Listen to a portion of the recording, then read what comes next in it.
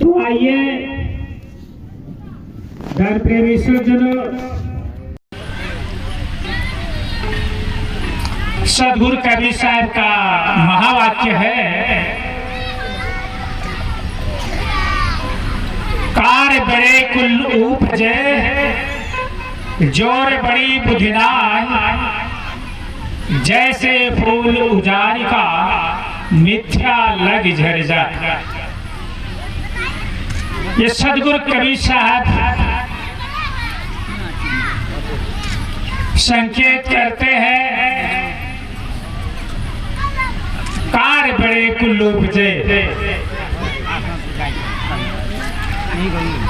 संकेत करते हैं कि आप उत्तम कुल में जन्म लिए, जन्म लेने का लाभ आपको क्या मिला? अगर उस कुल मर्यादा को नहीं समझ पाए, उस मर्यादा को नहीं निभाए, तो आपको क्या लाभ मिला? धर्म प्रेमी सज्जनों, प्रश्न खड़ा होता है कि बड़ा कुल है क्या? कबीर साहब के आदेशानुसार, विचारानुसार आज समाज की स्थिति ये है कि बड़ा कुल किसी जाति विशेष के लिए लोग समझते हैं, मानते हैं, लेकिन सदगुरु कबीर साहब किसी जाति विशेष के लिए नहीं संकेत किया। ब्राह्मण, क्षत्रिय, वैश्य, शूद्र के लिए नहीं संकेत किया, लेकिन कुछ बीच की ऐसी स्थिति है जो कि बड़ा कुल किसी जाति पक्ष पर रख दिया गया। लेकिन सदगुरु कबीर साहब ने कहा कि अगर बड़ा कुल कोई है तो यह चार खाने में मनुष्य देहधारी है। मनुष्य देहधारी बड़ा कुल है, बड़े कुल में जन्म लिया। अंडज, पिंडज, ये सब जितने देहधारी है, यानी तीन खाने के अंडज, पिंडज, उपज, तीन खाने के देहधारी जो है छोटे कुल के हैं, उनकी भोग भूमिका है। और बड़े कुल के लोग जो मनुष्य देहधारी हैं, उनकी कर्म भूमिका है। हम जितने लोग आज इस सत्संग कार्यक्रम में यहाँ पधारे हैं, हम सभी लोग कर्म भूमिका पर खड़े हैं, अपनी कर्म भूमिका को आगे बढ़ा रहे हैं, और जो जैसे बढ़ा रहे हैं वही हमारी तकदीर है। लेकिन बड़े दुख के साथ ये कहना पड़ता है धर्म प्रेमी सज्जनों, इस समाज में बड़ा कुल किसी जात विशेष के लिए कहा गया, लेकिन ऐसी कोई बात नहीं, कोई धर्मशास्त्र नहीं गवाही देता है। अगर ब्राह्मण शब्द लेते हैं, उच्च कोटि का है, धर्म से लिया गया, लेकिन ये जन्म जनित जाति नहीं है, कर्म जनित जात है। ब्राह्मण किसे कहते हैं? आइए, ज्यादा समय तो नहीं है, अभी चिल्लाएंगे। ब्राह्मण किसे कहते हैं? ब्राह्मण कोई जात होती है, ब्राह्मण का भी क्षेत्र होता है। युधिष्ठिर ने ऋषिदेव से पूछा था, श्रीमद् भागवत ने कहा, भगवान ये बताइए, ब्राह्मण शब्द हम सुनते हैं, लेकिन ब्राह्मण किसे कहते हैं? आप कृपा करके हमें बताए। तो उन्होंने बताया कि ना कुलेन ना जात्या क्रिया फिर ब्राह्मणों भय, ना कोई कुल से ब्राह्मण होता है, ना कोई जात से ब्राह्मण होता है, ना नाना क्रियाकलाप करने से ब्राह्मण होता है। चंडालो अपि प्रीतस्यो युधिष्ठिर से ब्राह्मणा, चंडालो भी चंडालनी के गर्भ से वर्तमान में क्यों जन्म लिया है मनुष्य देहधारी। लेकिन यदि सद आचरण युक्त व्यक्ति है, युधिष्ठिर से ब्राह्मणा, ब्राह्मण किसे कहते हैं? सद आचरण युक्त युक्त व्यक्ति को ब्राह्मण कहते हैं। फिर आगे बताया गया जितेंद्रिय स्वाध्यायता शुचि कामो क्रोधो पशो यस्य तं देवा ब्राह्मणा बिंदु। सम दम तप शौच आस्तिक भाव ज्ञान विज्ञान एक गुण जिस व्यक्ति में हो। फिर जितेंद्रिय स्वाध्यायता शुचि कामो क्रोधो पशो यस्य तं देवा ब्राह्मणा बिंदु। जितेंद्रिय हो, स्वाध्याय अपने स्वरूप को जानता हो, पवित्र हो, काम क्रोध को बस में किया हो, ये गुण जिसमें हो उसे ब्राह्मण कहते हैं। अगर ये गुण है जिस व्यक्ति में उसे ब्राह्मण कहते हैं। धर्मशास्त्रों के क्षेत्र में अगर आप देखेंगे तो देखें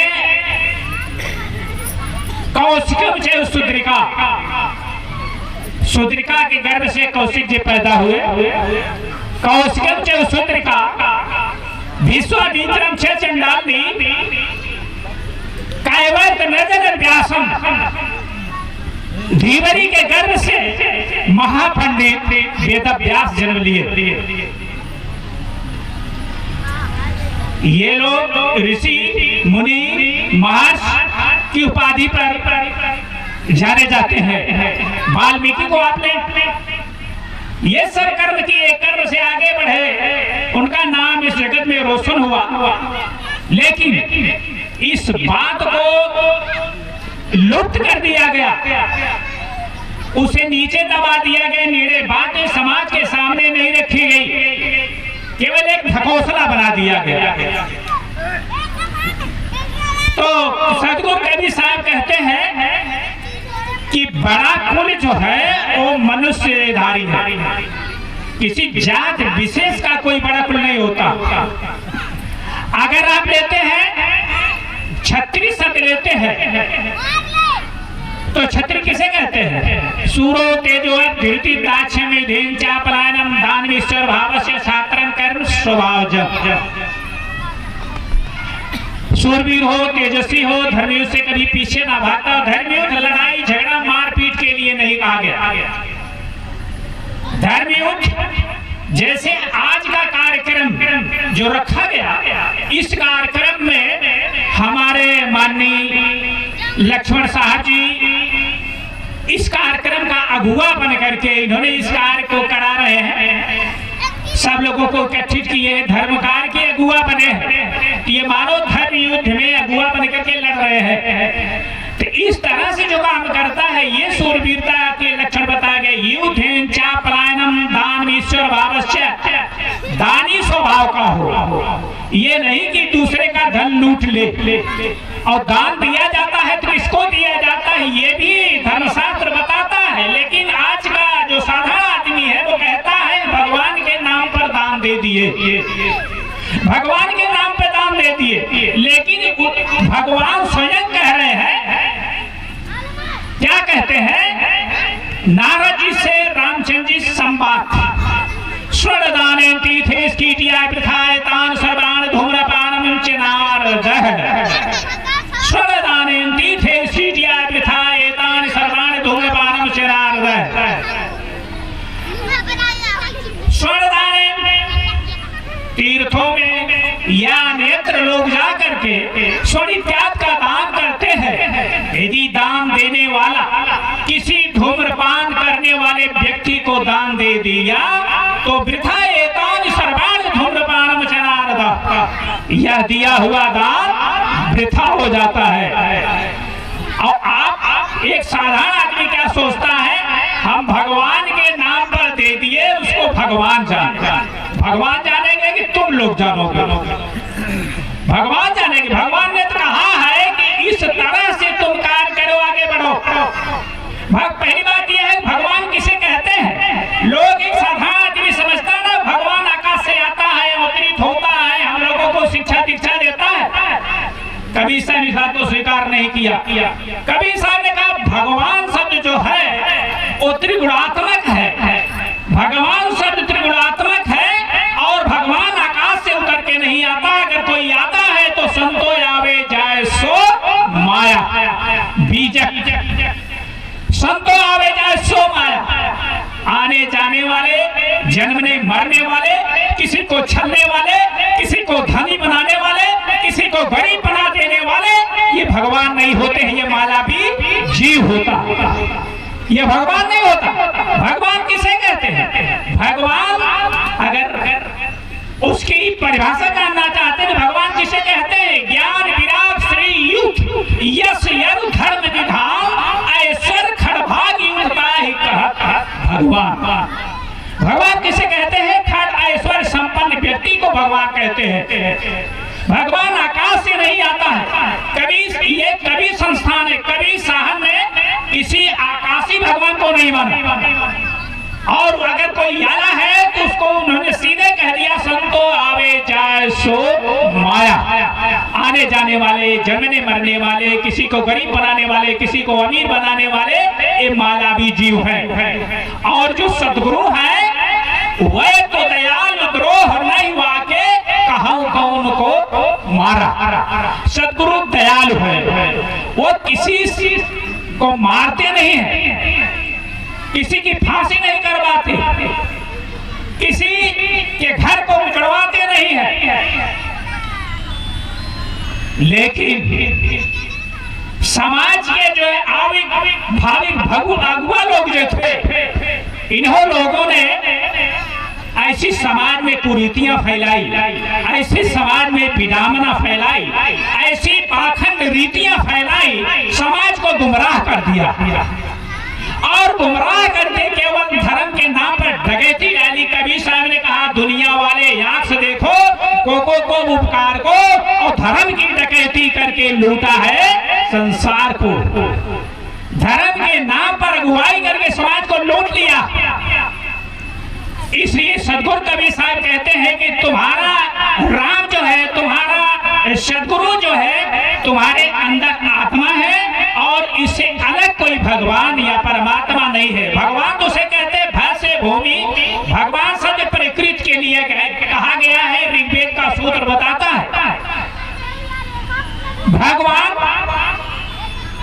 धा से भूमि, वा से वायु, न से नील, गा से गगन। प्रकृति भगवान किसे कहते हैं? प्रकृति को भगवान का ये ऋग्वेद का सूत्र बताता है, जिसे न अगर विश्वास तो जाके पढ़ लीजिएगा। ऋग्वेद का सूत्र कहता है भगवान किसे कहते हैं? भगवान प्रकृति को कहते हैं। प्रकृति से और उसमें सरल कर दिया तो छह ऋतु को कहा गया। छह ऋतु जो है ये अपना समय अनुसार काम करती है।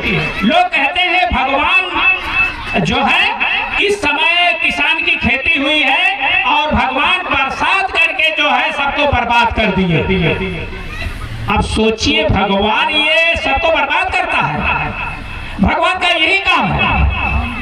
प्रकृति में सोचने समझने की क्षमता नहीं होती है, मानव में सोचने समझने की क्षमता होती है, और अपने विवेक शक्ति से, अपने अंतर्मुखी साधना से ये सब कुछ जान सकता है। कबीर साहब ने आपको संकेत दिया, Who are you? पहले तुम जानो कि मैं कौन हूं। Who are you? तुम कौन हो? आप अनादिकाल से एक दूसरे के पीछे, जिस समय इस धरती पर 33 करोड़ देवता की कल्पना की गई, उस समय इस धरती पर 33 करोड़ भारत की आबादी नहीं थी। 33 करोड़ की आबादी उस समय नहीं थी। अब वो 33 करोड़ देवता इस भारतवर्ष के रखवाले थे, और भारतवर्ष के रखवाले, आप थोड़ा दिमाग से सोचिए कि जब विदेशियों का आक्रमण हो गया तो ये रखवाले क्या कर रहे थे? ये क्या रखवाले कर रहे थे? अपने जो है अपने मंदिर की नहीं रक्षा कर पाए, अपनी मूर्ति की नहीं रक्षा कर पाए, तो ये समाज बैठा है ला रहा है हमारी और रक्षा करो, हमारा कल्याण करो। तुम्हारा कल्याण कहाँ से करे जाओ? कभी किसी का कल्याण नहीं किया। अगर कोई कहता है तो झूठ कहता है। ये कबीर साहब का वाक्य है। माटी के कर देवी देवा काट काट जी भैया जी, और जो तोहरा के साचा देवा खेत चरत क्यों ना लिया जी। कबीर साहब ने कहा माटी के देवी देवता बना के उस पर जो है गला काट करके मोह प्राणियों को जो तुम देते हो, ये तुम्हारा भगवान बताया कि तुम्हारे जीव का स्वाद बता जाए इसको? ये कबीर साहब ललकार करके चौराहे चौराहे पर उन्होंने चिल्ला चिल्ला करके कहा, संतो पाड़े निपुण कसाई। सीधे उन्होंने कहा कि अगर इस कर्मकांड को कराने वाला जो है वो सीधे कसाई है। आज इस भारतवर्ष में आप देखेंगे विदेश में गौ की मांस का जो है बेचने वाला, पार्सल करने वाला इस समाज का दीक्षित वंश का है, और सबसे बड़ा कसाई खाना उसी का है जो गौ की मांस काट करके बाहर जाती है विदेश में। थोड़ा ध्यान दीजिएगा, ये सरकार भी जो है जो कसाई खाना है, बड़े बड़े कसाई खाना इन्हीं लोगों का, इनको आरोप नहीं लगाती। और देवी देवता के नाम पर जो कसाई खाना खुला है वो तो धर्म के ठगुआ है, ठग रहे हैं। हम आपको बताएं, समय ज्यादा तो हमारे पास नहीं है। कलकत्ता जो है काली हाट, हम कलकत्ता काली हाट जाते थे वहां प्रवचन के लिए। वहां पर गए तो कई लोग गाड़ी रिजर्व कर दिए कि गुरुजी आपको टहलने के लिए वहां चलना है। हमने सोचा बड़ी दिक्कत तो है, वहां कैसे हम जाएं, हम नहीं जाएंगे। तो लोग गाड़ी रिजर्व किए थे तो लोगों का मुंह लटक गया कि गुरुजी गाड़ी तो आपके लिए किए थे, और जो है अगर हम लोगों को जाना होता तो हम लोग बस वगैरह वगैरह चले जाते। हमने कहा जब मुंह न लटकाओ, चलो ठीक है कल चलेंगे। भूतनाथ से घूमते हुए चले गए, काली हाट पहुंचे। हमने कहा देखो उधर फोन की नाली बहती, तरफ जाएंगे नहीं, तुम लोग को जाना हो जाओ। तो वहां पर पंडा जो है उन लोगों को लेके घुमा के लाया। ये लोग 5-5 रुपये दे दिए। तो आगे एक खड़ा हुआ, एक पीछे खड़ा हुआ। वो कहा इतने से काम नहीं चलेगा, माता जी का दरबार है, इसमें 400, 500, 1000, 2000, 4000 यदि निकालो निकालो, जल्दी निकालो जल्दी निकालो, ऐसे लगा बोलने। हम ऐसे बैठे थे।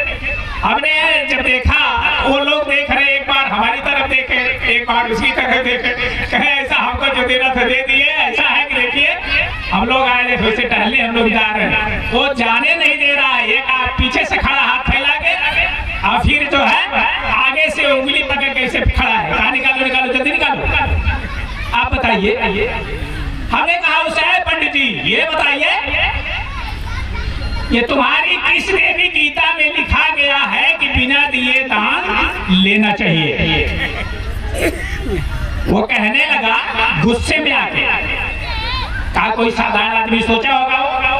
वो कहा है बाबा जी, भड़के बाबा उठ के चले आए, आपके पॉकेट से निकाल रहे हैं, आपके बोल रहे हैं। हमने कहा क्या हमारे प्रश्न का यही जो है आप जवाब दे रहे हैं जो हमने पूछा? तो कहा फिर आप बोले जा रहे हैं। हम कह रहे आप चुप रहिए कहिए। फिर हमने कहा तीसरी बार का, हमने कहा मेरे प्रश्न का यही जवाब है। तो बहुत जोर से गुस्से में आ गया, बिलबिला उठा। कहा आप पढ़ के बाबा बन के चले आए, ये माता जी का दरबार है, माता जी की महिमा को नहीं जानते। तब हम उठकर खड़े हो गए। हमने कहा हमारा 3 बार सहन करना हमारा नियम है, और चौथी बार अगर कोई सहन करता है तो अपराधी खुद होता है।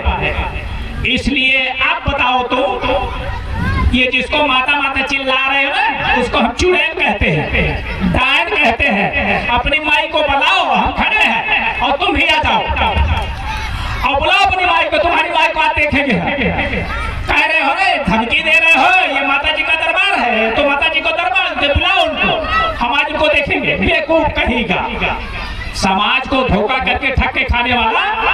ये जो खून की नदी बह रही है इसको देवी कह गया चुड़ैल। हमने जब उसे ललकार के कहा है बताओ कि ये जो अपराध करवा रहा है तो देवी तुमको बचा लेगी, जो मंत्र पढ़ करके ये खसी बकरा कटवा रहा है तो उनको देवी बचा लेगी। जब हमने उसे ललकार करके कहा तो वो चुप हो गया, हाथ जोड़ने लगा। कहा स्वामी जी आपको हम समझ नहीं पाए, हमसे गलती हो गई। हमने कहा समझ क्यों नहीं समझ पाए, इतनी तुम्हारी उम्र बीत गई, लगभग वो 60 साल का था वो पंडा। कहा क्या करे, हमारी रोटी है, हम भी तो उसी तरफ से आए हैं, आए यहाँ मकान बना के रह गए, यही एक धंधा पाए, हमारा परिवार चलता। हमने कहा क्या ठगाई करने के लिए परिवार जिला रहे हो, तुम्हारी देवी तुमको बचा लेगी?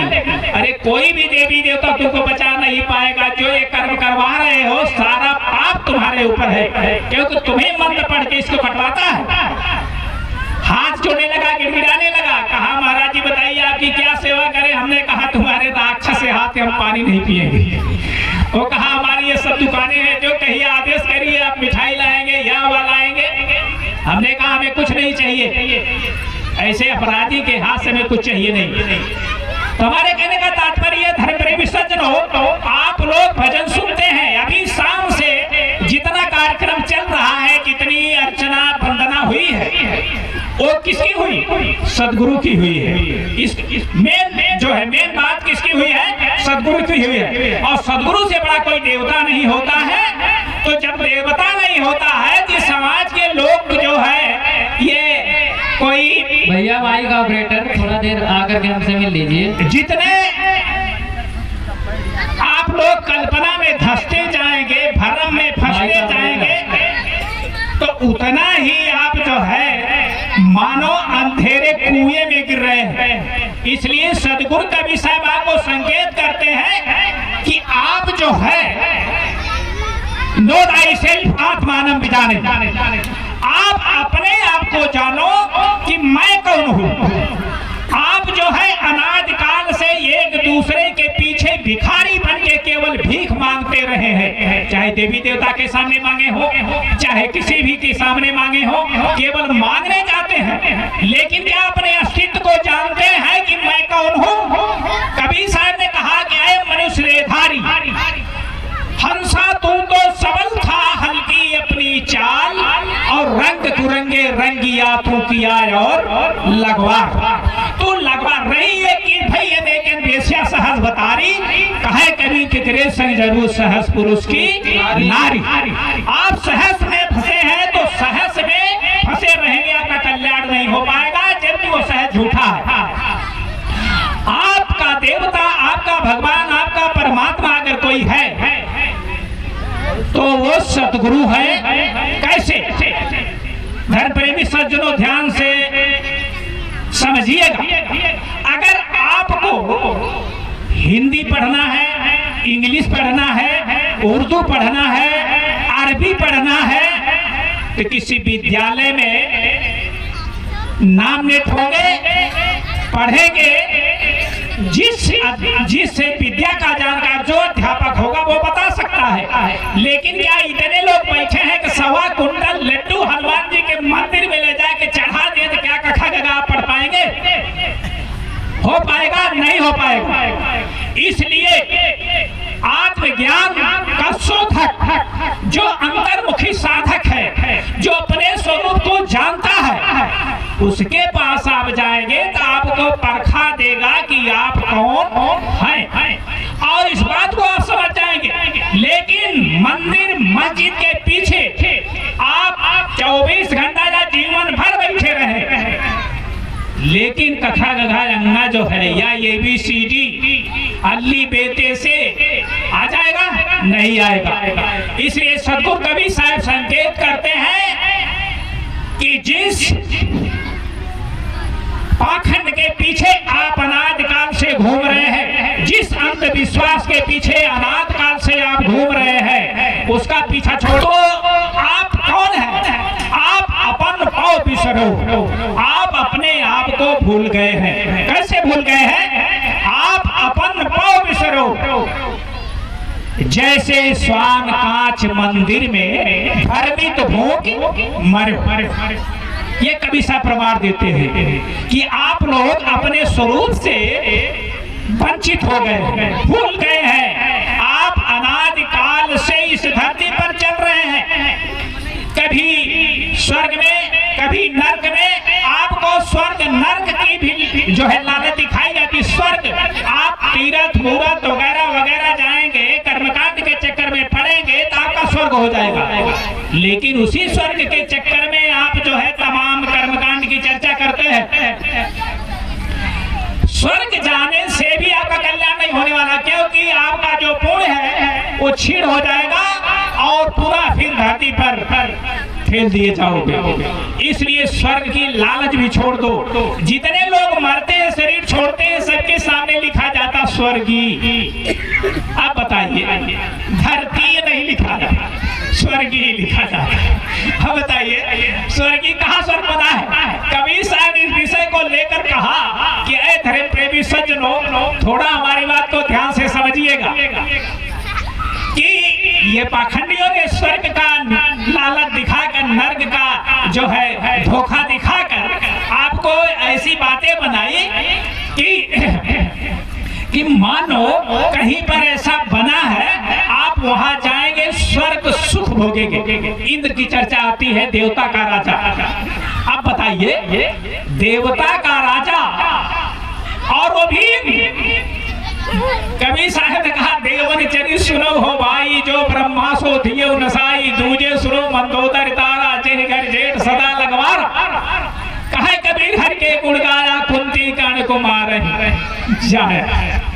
देवता की पूछा कि यह क्या हुआ, बदनामी हुई, अपमान सहा, क्या फायदा। देवता का राजा इंद्र की आपके जीवन चरित्र पर अगर आप ध्यान देते हैं तो ऐसा व्यक्ति अगर आपके गांव में कोई हो जाएगा, आप लोग चंदा इकट्ठा करके सब लोग मिल करके जबरदस्ती मार के उसे निकाल देंगे गांव से।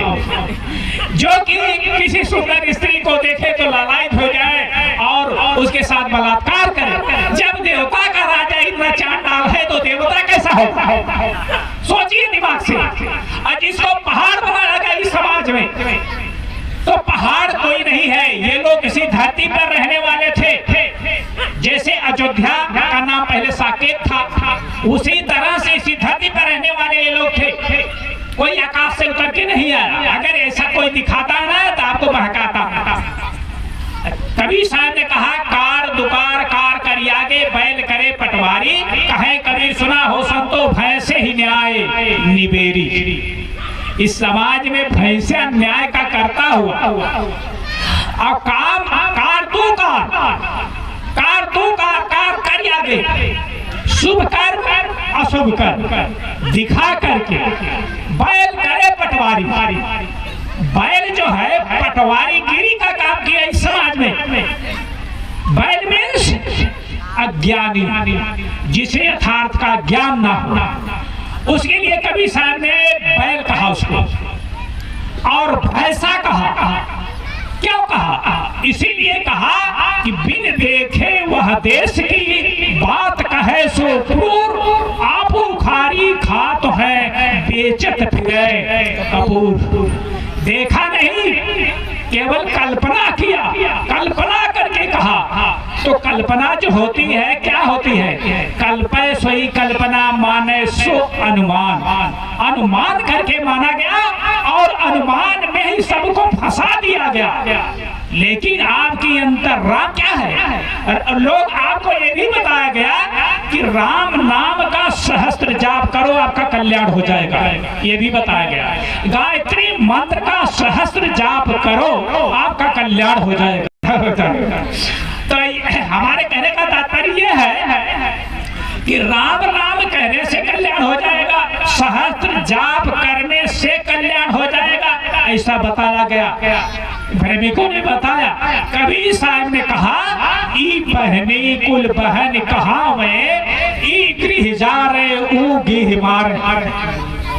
कबीर साहब कहते हैं बीजक में 53 प्रकरण में कबीर साहब ने कहा कि ये लोग और परलोक दोनों को बिगाड़ देने वाले हैं। ई बहनी कुल बहन कहा में, ई गृह जा रहे वो गृह मार। इसलिए सावधान हो जाओ। आपका राम क्या है? राम राम कहने से काम नहीं होगा। क्यों? राम राम पुकारते जिभ्रा पर गए रोस, और सुधा जल पीवे नहीं खोद पिवन की होश। कबीर साहब कहते हैं कि राम राम करते करते तुम्हारे जीभ में छाले पड़ जाएंगे, लेकिन अगर बीड़ी पीते हो तो तुम्हारी बीड़ी छूटने वाली नहीं, छूट जाएगी, नहीं छूटेगी। Habit is second nature. आपकी जो बुरी आदत है, कबीर साहब का संकेत बीजक है, राम राम पुकारते, राम राम अगर चिल्लाते रहो, तुम्हारे चिल्लाते चिल्लाते जीभ में छाले पड़ जाए, लेकिन तुम्हारी बुरी आदत छूटने वाली नहीं है। Habit is second nature. ये बुरी आदत नहीं छूटेगी। अरे छूटेगी कब? आप उसके बारे में समझिए कि अगर हम धूमपान करते हैं तो इससे बीमारी पैदा होगी, इससे हमें कष्ट होगा।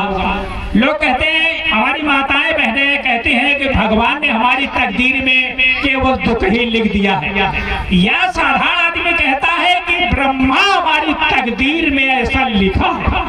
ब्रह्मा कौन था? धर्म प्रेमी सोच रहे थे लोग बैठे हैं। ब्रह्मा सबकी तकदीर को बनाता, धर्मशास्त्र में लिखा भी गया है। लेकिन कबीर साहब एक ऐसे विद्वान हुए, पूरे धर्मशास्त्र में आप खोजेंगे कहीं नहीं मिलेगा, लेकिन कबीर साहब ने कहा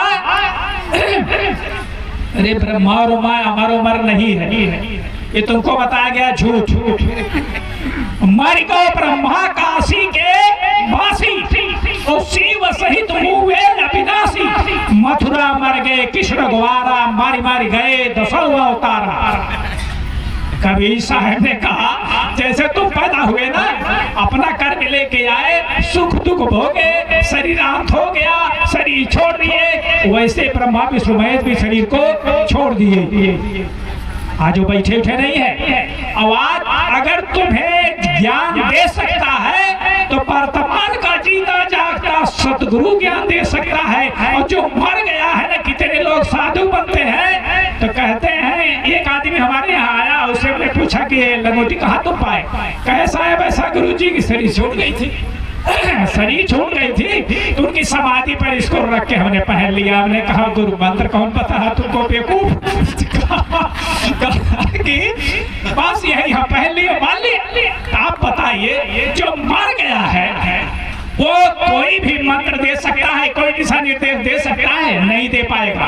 इसलिए धर्म प्रेमी सज्जनों, आज अगर आपको आत्मज्ञान की सीख लेनी है, आत्मदर्शन करना है, अपने आप को जानना है, तो अपने आप को समझो। आप एक उत्तम कुल, अभी हेडिंग हम डाले थे ना, कार बड़े कुल उपजे, ये हेडिंग हमारी थी। हेडिंग में हम डाले थे कि आप उत्तम कुल में जन्म लिए, मनुष्य देहधारी हुए, चाहे स्त्री हो या पुरुष हो, अधिकार सबको बराबर है। एक व्यक्ति एक बार हमारे सामने आया, वो कहा कि अम्बेडकर साहब जो थे वो स्त्रियों को, अछूतों को पढ़ने का अधिकार दिलाया। हमने कहा अच्छी बात है, अम्बेडकर साहब ने दिलाया, लेकिन पहला संघर्ष कबीर साहब ने लिया है। पहला संघर्ष कबीर साहब किए, जबकि उस समय मुस्लिम राज था, सिकंदर का राज था। उस समय कबीर साहब ने कहा है, समाज में उतरे और धर्मी गुरुओं के सामने उतरे और उन्होंने कहा कि हंस देह तज न्यारा हुई, ताकर बड़ कहो धो कोई, स्याही सफेदी राता पीरा, अबरण वरण की ताता सीरा, नार पुरुष की बूढ़ो बारा, हिंदू तुरु की करो बिचारा। कबीर साहब ने कहा कि इस शरीर में जो रमने वाला राम है, चाहे वो स्त्री शरीर में हो, चाहे मन पुरुष की शरीर में हो, जो रमण करने वाला है उसमें जो रहता है, देहो देवालय, देहो देवालय, यह देह ही देव मंदिर है। धर्म प्रेमी सज्जनों ध्यान दीजिएगा, देहो देवालय, यह देह ही देव मंदिर है। देहो देवालय सजीवा केवला शिवा, इसमें रहने वाली जो शक्ति है वही कल्याण स्वरूप है, वही शिव स्वरूप है, वही राम है, वही सदगुरु है, और वही आपका स्वरूप है। आप केवल भूले हैं, अपने आप को मान लिए कि मैं ब्राह्मण हूँ, मैं क्षत्रिय हूँ, मैं वैश्य हूँ, मैं शूद्र हूँ, यही मान के आप रुक गए हैं। लेकिन ये पांच तत्व का खाल वाला जो है केवल मानव है, मानव का खाल वाला है, और सभी मानव जितने देहधारी है वो सब बराबर है, और एक भी अंश कुछ इधर उधर नहीं है, चाहे वो स्त्री हो या पुरुष हो। इसलिए सदगुरु कबीर साहब ने कहा कि आप अपने आप को जनेऊ पहन करके आप पूज्य बनते हो, ब्राह्मण बनते हो, और पहर जनेऊ ब्राह्मण होना मेहरी क्या पहिराया, और जन्म के सूत्रीन पर से तू पाड़े क्यों खाया। कबीर साहब ने कहा जो तुम्हारे पास ब्राह्मणी उपदेश नहीं लिया है वो तो गुरुविहीन है, इसलिए वो तो सूत्र है, तुम्हारे कथनानुसार वो सूत्र है, तो सूत्र का बनाया क्यों आप खाते हैं? अरे आप पागल मत बनो, जितना अधिकार आपको है उतना। क्या आप समझते हैं कि ये हमारे आज हीरो हीरोइन की एक्टिंग होती है, धर्म प्रेमी सज्जनों कहते हैं कि जब लव मैरिज होता है तो कहते हैं एक जन्म में ही 7 जन्म के लिए वादा करते हैं कि हम एक साथ रहेंगे। अब बताइए, एक जन्म का भरोसा नहीं और 7 जन्म का वादा करते हैं कि साथ रहेंगे। ये 100% गलत है। ये कोई जरूरी नहीं है कि आज स्त्री योनि में जीव है तो कल भी स्त्री योनि में रहेगा, आज पुरुष है कल भी पुरुष रहेगा, ये कतई नहीं हो सकता है। ये बदलाव होता है धर्म प्रेमी सज्जनों। देखिए, जिस पुरुष की आसक्ति स्त्री में है अगला जन्म उसका स्त्री 100% सत्य है, वो स्त्री हो जाएगा। और जिस स्त्री की आसक्ति पुरुष में है वो 100% सत्य है कि पुरुष हो जाएगी। आसक्ति के ऊपर जीवन मरण होता है, आसक्ति के ऊपर जन्म होता है। जिसकी जहां आसक्ति है वहीं उसका जन्म निर्धारित है। और ये कैसे होता है? देखिए, अभी हम आपको बताने जा रहे थे कि साधारण आदमी कहता है कि ब्रह्मा हमारी तकदीर को लिखता है और धर्मशास्त्र में भी लिखा गया है। लेकिन थोड़ा आप विचार करिए, हम आगे बताते हैं। आप 24 घंटे में सुबह आप उठते हैं, प्रातः क्रिया से निवृत्त होते हैं, फिर आगे 1 कदम 2 कदम 10 कदम या दिन भर की प्रक्रिया में जो भी शुभ या अशुभ कर्म करते हैं, ये बताइए उस कर्म के कर्ता आप हुए कि दूसरा हुआ? आप चोरी करते हैं या किसी को दान देते हैं, शुभ कर्म करते हैं या अशुभ कर्म करते हैं, वो कर्म का कर्ता कौन हुआ? मनुष्य देहधारी हुआ। मनुष्य देहधारी अपने जीवन पर्यंत जितना कर्म करता है वो कर्म का कर्ता होता है और वही उसकी तकदीर होती है। और ये तकदीर कहाँ रिकॉर्डिंग होती है? जो साधक लोग हैं वो लोग जानते हैं, और आप भी जानना चाहें तो जान जाएंगे।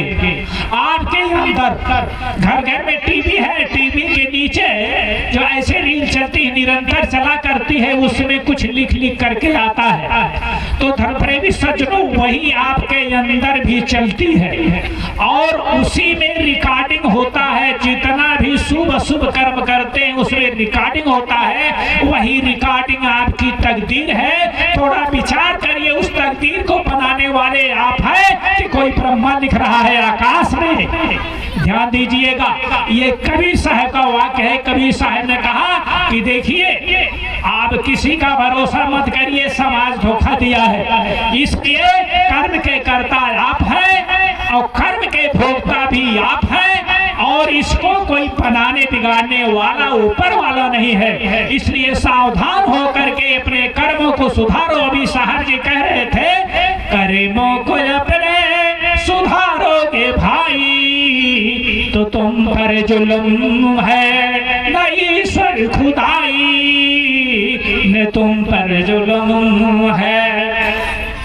तो घर प्रेमी सज्जनों, यहाँ पर कर्म के कर्ता आप हुए और कर्म के भोगता भी आप हुए। सदगुरु कबीर साहब ने कहा कि भगवान रामचंद्र जी आप लोग कर्म ने मिट जाए, कर्म का लिखा मिटे धो कैसे जो जुग कोट सिराई। जुग जुगांतर की समय बीत जाए, जुग जुगांतर की समय बीत जाए, लेकिन आपका किया हुआ कर्म आपको भोगना पड़ेगा। क्यों? जिसको आप भगवान कहते हैं, विष्णु अवतार की गलती, विष्णु अवतार की गलती रामा अवतार में उनको भोगना पड़ा। ये कबीर साहब का प्रमाण है। अपनो कर्म मिटो जाए, कर्म का लिखा मिटो धोखों से जो जुग कोट सिराई। जुग जुगांतर का समय बीत जाए, लेकिन जो गलत काम कर दिए हैं भोगना पड़ेगा। ठीक, आ जाते हैं। तो धर्मप्रेमी सज्जनों, यहाँ विष्णु अवतार की गलती, रामा अवतार में गुरु वशिष्ठ में लगन सुधायो सूर्य मंत्र एक दीना और जो सीता रघुनाथ विवाही बल एक संचन कीन्हा। ध्यान दीजिएगा, गुरु वशिष्ठ रामचंद्र जी के परम पूज्य गुरु थे और सतानंद जनक जी के गुरु थे। दो महापुरुष उस समय थे। दोनों महापुरुष की उपस्थिति में रास गणना वगैरह वगैरह गणित ठीक करके शादी करवाए थे, लेकिन ये का ग्रह नक्षत्र रास काम किया नहीं, काम किया। विष्णु अवतार की गलती, रामा अवतार में जीवन भर शांति नहीं मिली, ठोकर खाते रहे। और रामा अवतार की गलती, तीन लोग के कर्ता कहिए तीन लोग के कर्ता कहिए बाल बधे पर आई उन्हों अवसर पाई। रामावतार की गलती, बाल को पेड़ के आड़ से मारे थे। इसकी गलती, इसका परिणाम स्वरूप संकेत हो गया है। समय हमारा समाप्त हो चुका है, बस हम लौट रहे हैं। रामावतार की गलती, तीसरा अवतार में उन्हें वही बाली बहेलिये की देह में था, उसी बहेलिये की बाण से श्री कृष्ण की शरीर छूटी थी, बदला ले लिया। तो अपना किया हुआ कर्म जब भगवान को लेना पड़ा, तो हम सब जितने लोग बैठे किस खेत की मूली है, सबको लेना पड़ेगा। इसलिए कबीर साहब ने कहा कि अपने कर्मों को सुधारो और अच्छे कार्य करो। सदगुरु के शरण में, सदगुरु शरणे जाए तामस को त्यागिए। सदगुरु की शरण में जाकर अपनी बुराई को छोड़े, इसी से आपका कल्याण होगा। हमारी हेडिंग थी काट पड़े कुल उपजे जोर बड़ी बुधना, जैसे फूल उजाड़ का मिथ्या लग झरे। जैसे आप उत्तम कुल मनुष्य देह पाए, इसमें अपनी मानवता को, पूर्ण मानवता को नहीं प्राप्त किए तो मानव देह धारण करने का लाभ नहीं मिला। अगर फूल देखने में कितना सुंदर हो, अब अगर उसमें सुगंध ना हो तो फूल किस काम का है। धर्म प्रेमी सज्जनों, हम इसी सच के साथ अपनी वाणी पर विराम देते हैं और आप लोगों से गुजारिश करेंगे, निवेदन करेंगे कि आप लोग एक बार जो घोष का नारा लगाए, पूरा पंडाल घोष जाए। बोलिए सद्गुरुदेव।